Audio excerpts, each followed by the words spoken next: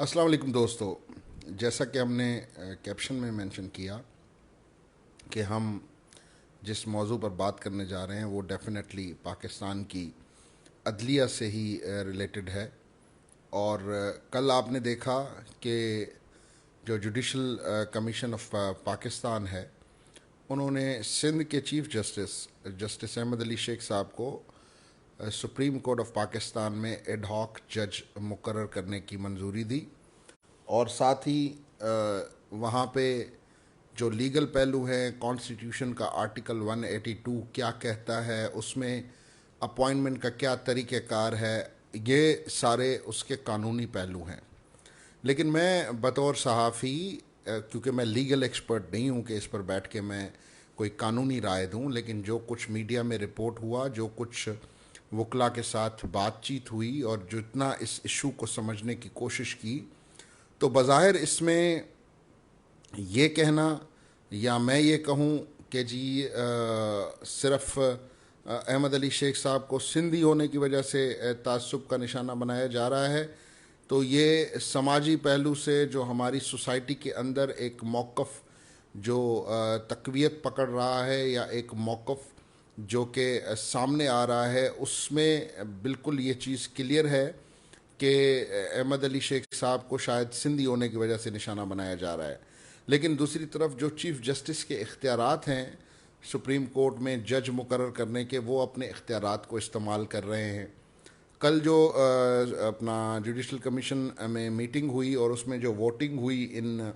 तजावीज़ के ऊपर, उसमें भी आप देखें कि जो एडवोकेट जनरल ऑफ पाकिस्तान हैं, उन्होंने इस किस्म के कमेंट्स दिए हैं कि जी अगर अहमद अली शेख साहब चाहें तो बज़ाहिर जो चीफ़ जस्टिस ऑफ पाकिस्तान ने जो एक रिकमेंडेशन रखी वहाँ पे, वो रिकमेंडेशन तो मुस्तरद हो गई। अगर एजीपी के जो कमेंट्स हैं उनको आप उस तरह देखें जिस तरह उन्होंने लिखा और जिस तरह वो आज मीडिया में रिपोर्ट भी हुए। लेकिन मेरा यहाँ पे मसला दूसरा है। मसला ये है कि सोशल मीडिया पे आपने देखा कि इस इशू को लेके बहुत से लोग, बहुत से सीनियर लोग इस किस्म की वीडियोस बना रहे हैं कि जी ये वही कुछ हो रहा है जो बांग्लादेश में हुआ उनके जजेस के साथ, उनके ब्यूरोक्रेट्स के साथ, उनके दीगर जो शोबे हैं उनसे ताल्लुक़ रखने वाले लोगों के साथ। तो ये वाला जो अंसर है वो ये बड़ा ख़तरनाक है। ये पाकिस्तान के लिए बड़ा ख़तरनाक है, ये हम सब के लिए बड़ा ख़तरनाक है। क्योंकि देखें, एक तो ये अदलिया का मसला है, इस पर बात करते हुए भी मैं कहता हूँ कि लफ्ज़ भी फूंक फूंक के रखने पड़ते हैं, क्योंकि यहाँ पे आपको पता नहीं है कि FIA तो मैसेज रिसीव करने पे नोटिस कर देता है, तो ये बात करना तो और दूर की बात है। लेकिन सिंध का नौजवान जो है, सिंध का वकील जो है, वो इस चीज़ को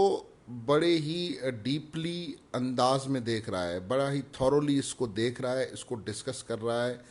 इसमें फैंटसाइज भी किया जा रहा है मोहम्मद अली शेख साहब को कि जी जिंदाबाद, उन्होंने इनकार कर दिया, उन्होंने जो भी है, या वो चीफ़ जस्टिस रहेंगे नहीं रहेंगे। डेफिनेटली उम्र के हिसाब से देखा जाए तो अक्टूबर 2023 तक वो चीफ़ जस्टिस रह सकते हैं।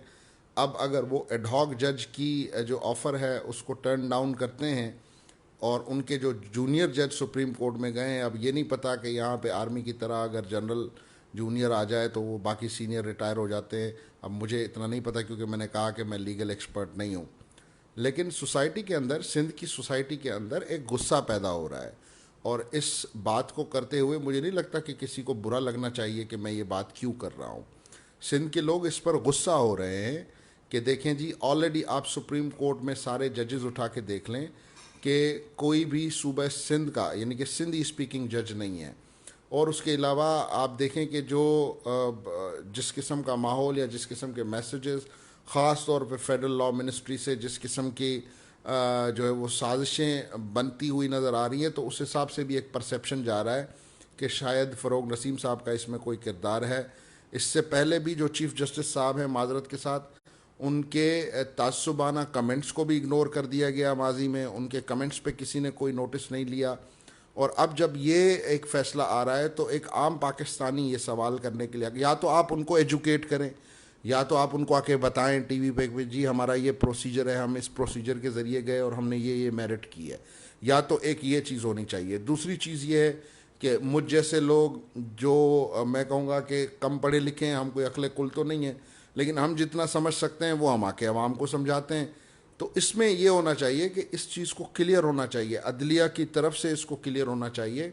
कि ये जो भी मामला हुआ है इधर ये with in the constitutional limits हुआ है कि एक जूनियर जज को आपने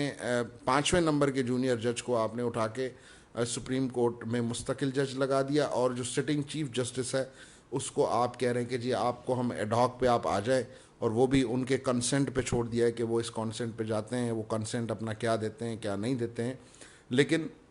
मुल्क के लिए ये सोचना बड़ा ज़रूरी है कि जो नौजवान है जिसको इन प्रोसीजर्स का इतना इल्म नहीं है, जो बज़ाहिर चीज़ों को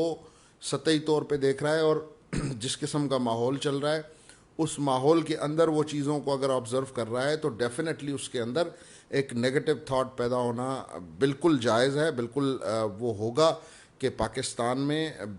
अब जब जजों के साथ इंसाफ नहीं हो रहा और जजों को जो है वो वेदर इट्स राइट और रॉन्ग, लेकिन जजों को सिंधी लाड़काना का जज और लाहौर का जज वाला फ़र्क, जैसे लाड़काना के वज़ीर आज़म और लाहौर के वज़ीर आज़म का फ़र्क एक अरसे तक पाकिस्तान में नज़र आया है। तो अब अगर ये परसेप्शन बन गया तो आई थिंक ये पूरी अदालती निज़ाम के लिए एक बहुत बड़ा सवाल होगा। तो इसलिए it needs to be clear. और अभी भी जो है वो चीज़ें जितनी रिपोर्ट हो रही हैं इतनी खुल के सामने नहीं आ रही हैं। हम भी कोशिश कर रहे हैं, डिग आउट कर रहे हैं इन्फॉर्मेशन को, लेकिन इसमें सारी चीज़ मुनस्सिर है जस्टिस शेख साहब पे, क्योंकि जस्टिस शेख साहब के हवाले से एक फ़ैसला तो कर दिया। जस्टिस शेख साहब ने भी उस पर माजरत कर ली कि जी मैंने एडहॉक जज नहीं बनना है, लेकिन प्रैक्टिकली इसकी इम्प्लीकेशंस और प्रैक्टिकली क्या कानून के अंदर इस फैसले को ना मानने पर क्या कोई कॉन्सिक्वेंसेस होंगे चीफ जस्टिस के हवाले से, आई थिंक इस पर कानून साइलेंट है। लेकिन सुप्रीम कोर्ट को ये सोचना है कि कहीं उनका जजेस की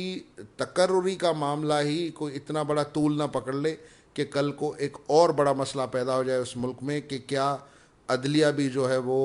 अब ये डिफरेंस रखती है, और जब इंसाफ की जगह पे मेरिट नहीं होगी तो फिर एक आम आदमी जो है वो किससे उम्मीद लगाएगा। मुझे दीजिए इजाज़त। बात पसंद आई हो तो इसको शेयर कीजिएगा। बहुत शुक्रिया।